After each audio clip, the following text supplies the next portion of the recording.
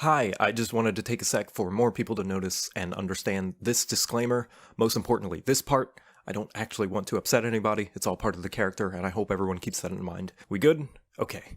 Everybody likes personality quizzes, right? See what's your spirit animal, how burnt of a toasted slice of bread you are, what's your worst trait as an employee based on the brand of cereal you like to buy. They're great because most of the time, if you don't like what the quiz results give you, you can look up which answers contribute to what result and just get the one that you wanted in the first place and then brag about it on social media. Wow, would you look at that? I'm such a Slytherin because I'm so cunning, right? Yeah, well, joke's on you, that was all an intelligent ruse. I'm actually a Ravenclaw! Or am I? Same with star signs. They're just vague enough that they can boil down to, you're a thoughtful individual who sometimes overthinks things and can be impulsive, but in the end of the day wants to do the best that you can for the people you care about while never settling for the worst possible outcome. And I could say I just described a Libra and they'd eat that shit up like they're a pet that just found some stray cardboard. Luckily, Dungeons & Dragons doesn't have any of that dumb personality shit that nerds argue about for hours on the internet in hopes to totally pwn the other side with facts and logic or anything. Welcome to A Crap Guide to D&D.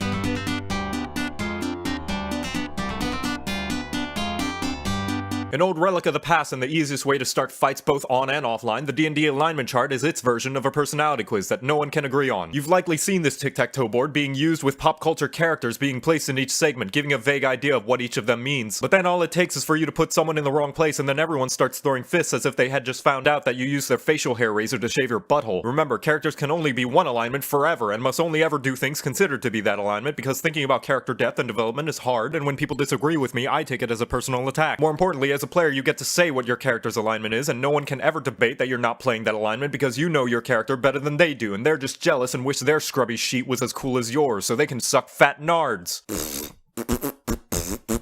Small smooth brains think lawful means the literal sense as in following the law, but instead what it really means is having a strict set of rules, whether it be moral, legal, or because your boss is telling you to do it. It's one of the most predictable alignments. 99% of the time when a lawful character sets out to do something through a promise or obligation, they actually follow through, which is why they make great fitness instructors, because when they say they're not gonna fuck your mom, they actually don't fuck your mom. A lawful good act is keeping the promise because it's the right thing to do. A lawful neutral keeps the promise because it is a promise and they're gonna stick by it even if fucking your mom saves the universe. And a lawful evil keeps the promise because they're gonna fuck your dad instead since you technically didn't say anything about him. Inversely, the chaotic side of the chart are for characters that don't give a fuck about their integrity and do whatever the hell they want because they feel like it. Small smooth brains will use this alignment as an excuse to be a total wangrod and have an inconsistent character with no definable traits. Also known as the chaotic alignment's more recognizable cousin, the stupid alignment, with its constant wacky lol so random XD approach to playing their character. The most common examples of chaotic acts are lying, cheating, and stealing, aka part of a rogue's balanced breakfast. A chaotic good is stealing from the rich and giving to the less fortunate. A chaotic neutral cheats to win a tournament and uses the winnings to eat something aside from a bread sandwich every night. And a chaotic evil will lie about not fucking your dad again and then burst into his bedroom as soon as you blink like a really slutty weeping angel.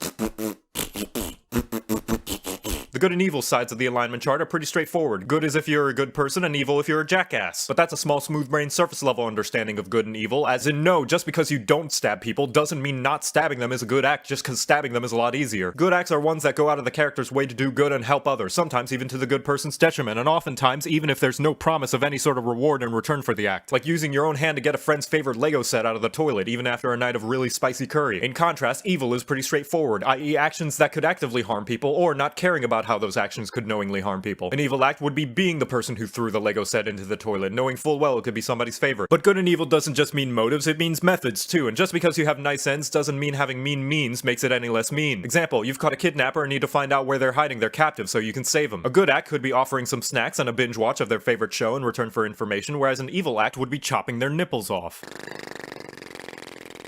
The neutral cross of the alignment chart is for players who are terrified of commitment and refers to acts that either don't fall on either side of the good, evil, or lawful, chaotic side of the spectrum, or characters that are horse for choice and like to do whatever tickles their pickle the most depending on the situation. Maybe they'll be employee of the month for one boss and then shit on the desk of their next. Basically, the neutral ends of the alignment chart are the most pure and concentrated, like the curvature of my butt cheeks, and do basically anything and everything that could be considered the essence of that side of the chart. And of course the middle ground, true neutral, aka the one that's always playing devil's advocate for literally everything, like they spend 10 hours a day discussing opinions on Reddit. And there you have it, the totally accurate, totally objective descriptions for each side of the alignment chart with no room for any other interpretations whatsoever. And if anyone tries to argue otherwise, they can suck fat nards. Also, never let players pick their own alignment, because when they do, it actually looks like this. But that's totally because I'm such a Gemini, and we don't think people are self-aware enough to be able to categorize themselves without being subconsciously influenced by their own personal biases. And now you know how to use alignment. You're welcome.